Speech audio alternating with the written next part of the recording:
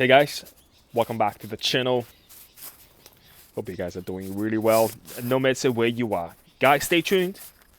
Uh, today's episode of Strap It Up, I was going to show you guys the new monster, the new yellow monster. That one is a cracker.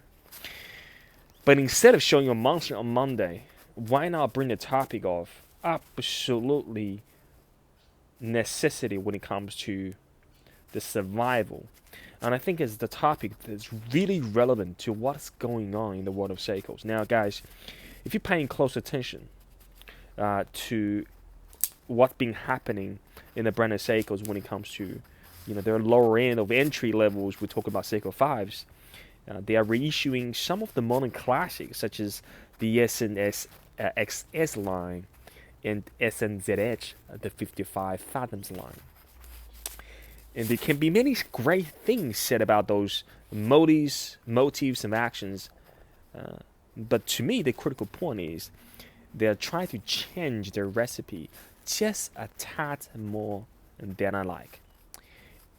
And if you're paying attention to what they're doing on the SPB line, on their new 62 mass reinterpretations of changing the day to 4 o'clock, putting the 3 days power reserves on the dial, and of course slim the profile just a tad bit more to make it more, a serious looking proper diver watch.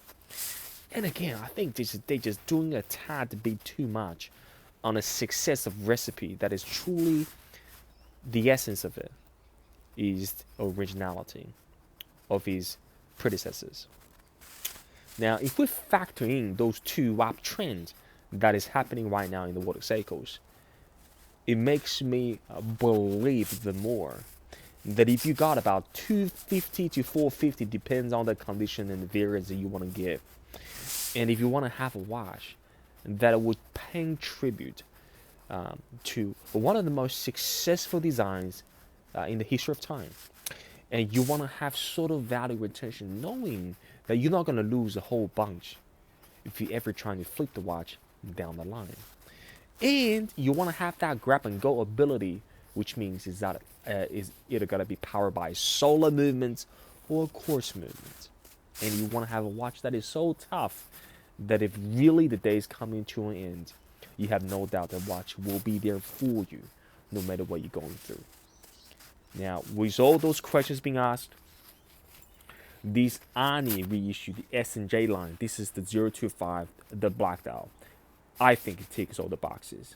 It's tough looking, and of course in this version, I've upgraded with a metal bracelet. This is the Uncle Seiko, I believe the President style, 22mm. Make sure you get a straight end link, and of course the original owner had a plastic shroud upgraded to a metal one. This is a watch that I think will play a long game in my collection and in the wider affordable series capability of that watches out there. So guys, hear me out. If you got money spare, look in the secondary market, because I don't think those black versions will be on the market for much longer. All watches will come into an end of its lifespan, and you want to make sure you get your hands on one of those before you run out of time. So hopefully you guys have a great week coming up ahead. Of course, stay blessed, stay well, and no doubt I'll see you guys very shortly in the next one. Bye bye, guys.